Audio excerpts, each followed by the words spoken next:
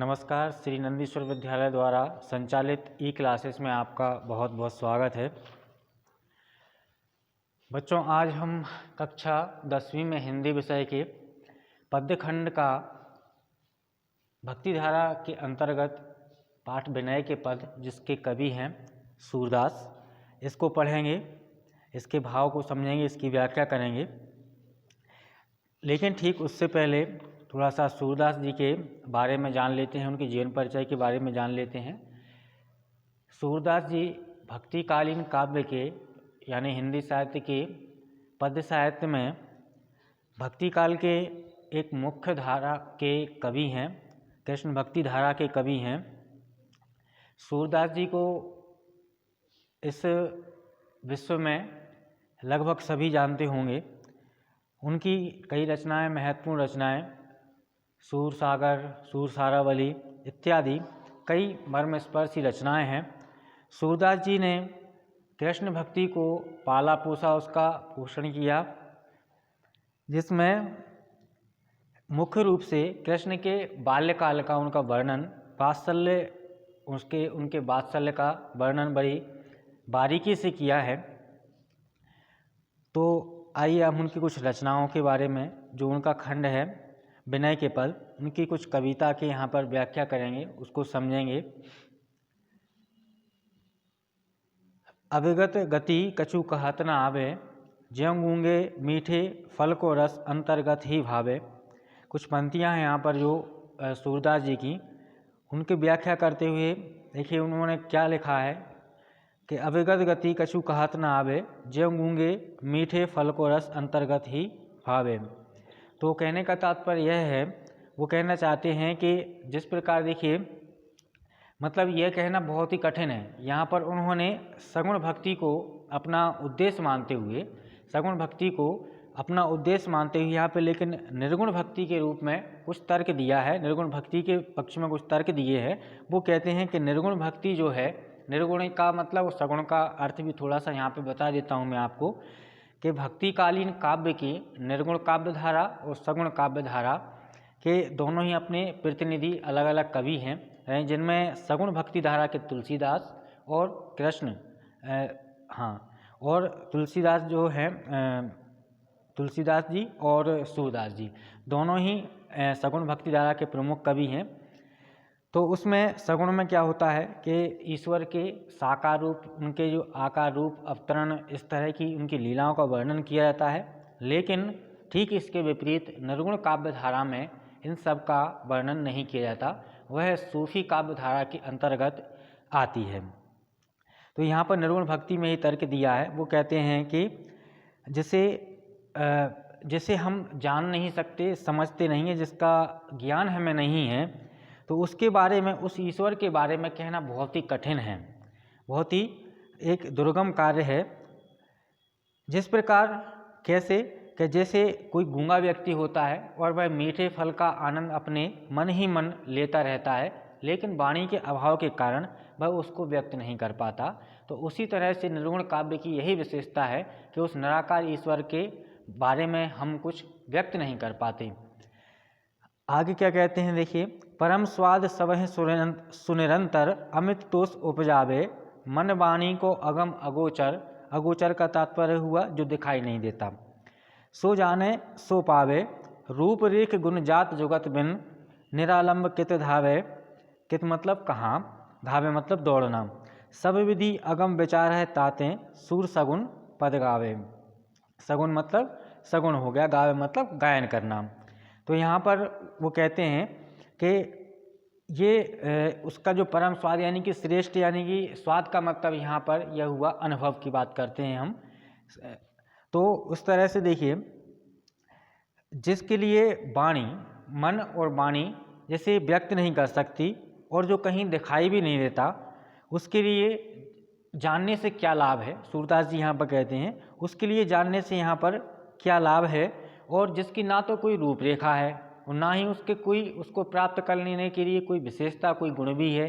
भाई हम अपने साकार ईश्वर के तो क्या है, पूजा पाठ कर लेते हैं, उनको प्राप्ति के कई मार्ग अपना लेते हैं, भक्ति काव्य है, भक्ति कर लेते हैं। लेकिन यहाँ पर निर्गुण के बारे में जो कहते हैं तो वो कहते हैं ना तो इनकी कोई, इस ईश्वर की ना तो कोई जात है, ना किसी प्रकार की कोई ऐसी युक्ति ही है, कोई एक योजना भी है, कोई ऐसा विचार या कोई उक्ति ही नहीं है, कोई साधन ही नहीं है कि हम उसे प्राप्त कर सकते हैं। तो फिर ऐसे ईश्वर का प्राप्त करने के लिए हमारा मन जो है वो बिना किसी निरालंब मतलब बिना किसी आधार के इधर उधर दौड़ता मारा फिरता है। ठीक उसी तरह से कैसे, जैसे जो एक कस्तूरी मृग होता है, कस्तूरी मृग को सब जानते ही होंगे, नाम सुना होगा। तो कस्तूरी मृग का जो उसके नाभि में जो परिमल सुगंधित पदार्थ होता है वो इधर उधर दौड़ता रहता है, लेकिन उसके लिए पता नहीं रहता कि वो कहाँ है। तो इसी तरह से वो दौड़ता रहता, हमारा मन इधर उधर दौड़ता रहता है, क्योंकि वो निराधार है और निराकार है। इसी प्रकार से निर्गुण ब्रह्मा को हर एक प्रकार से पूरी तरह से अगम यानी कि जहाँ तक हम पहुँच नहीं सकते, मतलब अपनी पहुँच से दूर विचारते हुए या मानते हुए वो क्या है, सगुण भक्ति की उपासना करते हैं। तो यह पहला पद हमारा समाप्त होता है।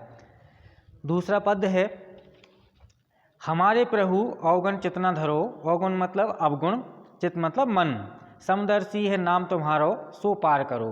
तो यहाँ पर कवि सूरदास जी कहते हैं, क्या कहते हैं, वो समदर्शी, ईश्वर को समदर्शी बताया है। ईश्वर की कि उस समदर्शी अर्थात कहने का मतलब हुआ कि ईश्वर समान दृष्टि से सभी पर कृपा करते हैं, सबको समान दृष्टि से देखते हैं। ऐसे ही प्रभु कि उनके जो वैसे तो जो उनके आराध्य देव हैं वो श्री कृष्ण ही हैं, उनकी वो यहाँ पर आराधना करते हुए क्या कहते हैं कि हमारे प्रभु अवगुण यानी कि मुझ में जो अवगुण है वह आप उन पर ध्यान ना दीजिए। आपको संसार समदर्शी कहता है, पूरी दुनिया आपको समदर्शी कहती है, क्योंकि आप सभी को समान दृष्टि से देखते हैं और सब पर कृपा करते हैं। इसलिए मुझे भी क्या है, अपने गुण विशेष का ध्यान रखते हुए मुझे भी क्या कर दीजिए, इस भवसागर से पार कर दीजिए। और देखिए कुछ उदाहरण भी यहाँ पर दिए गए हैं इसी कविता में, इस काव्य में, इस पद्य में। क्या कहा है, एक लोहा पूजा में राखत, एक घर बधिक परो, बधिक मतलब कसाईया, वध करने वाला, जो वध करता है गयो। यहाँ पर जो कसाई होता है वो क्या है, बकरे वगैरह की उनकी बलि देते हैं, गले काटते हैं। तो यहाँ पर वो कहा गया है, सो दुविधा पारस नहीं जानत, कंचन करत खरो, कंचन अर्थात सोना, और पारस एक पत्थर होता है जो सोने को, लोहे को स्वर्ण में परिवर्तित कर देता है। यहाँ पर उदाहरण दिया गया है।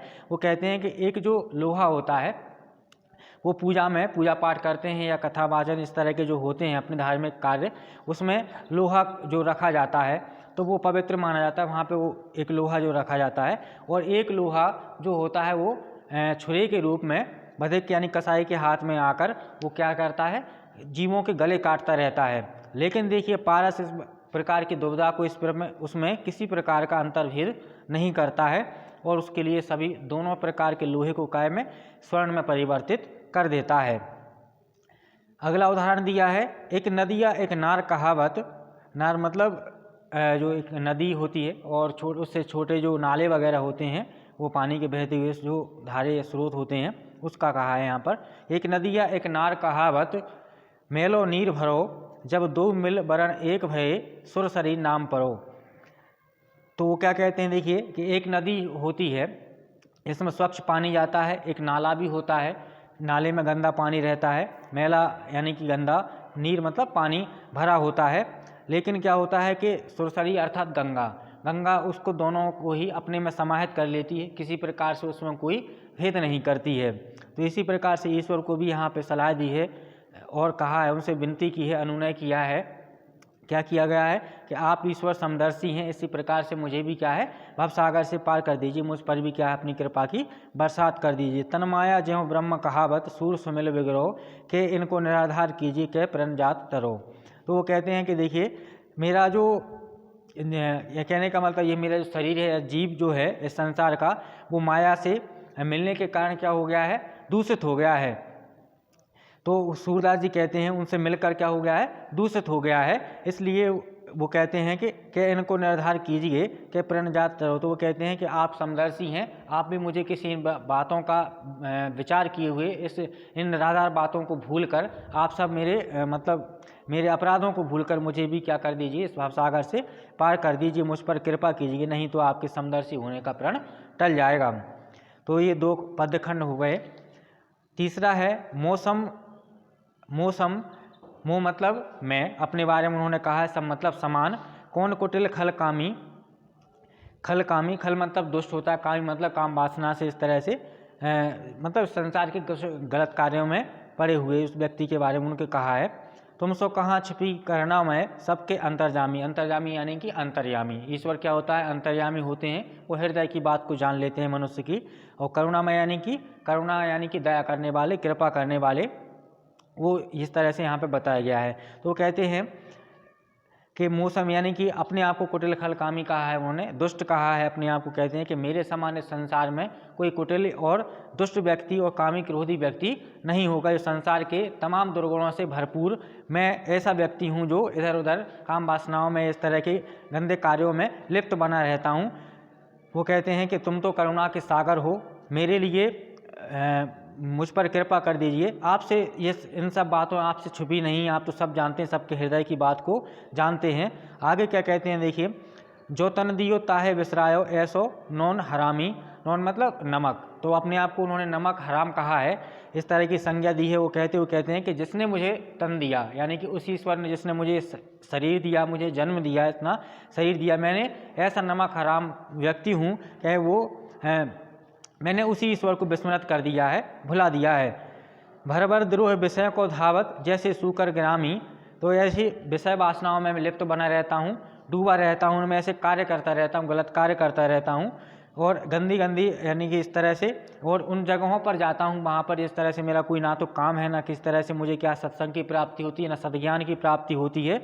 मैं इस तरह से भटकता रहता हूँ और उस तरह के उन स्थानों पर जाता रहता हूँ जैसे एक कोई सूकर यानी कि सुअर जो होता है वो गंदी जगह पर जाता है और वो ग्राम का जो गांव का भटकता हुआ, तो उस प्रकार से मैं भी इस तरह से भटकता रहता हूँ। और जहाँ सुन सत्संग हो जिए आलस विषय संग विश्रामी, और जहाँ कभी मैं अगर सत्संग की बात को अगर सुन लेता हूँ, अच्छी बातों को सुन लेता हूँ कि मुझे मालूम चलता है, पता चलता है कि यहाँ सत्संग है, उन्हें सुनने जाना है, ज्ञान की प्राप्ति होनी है, उन्हीं विषयों उन सबको भूलकर, उसे छोड़कर मैं विषय भोगी जो लोग हैं उनके संग विश्राम करने लगता हूँ, चला जाता हूँ। तो ऐसे कार्यों में लिप्त बना रहता हूँ।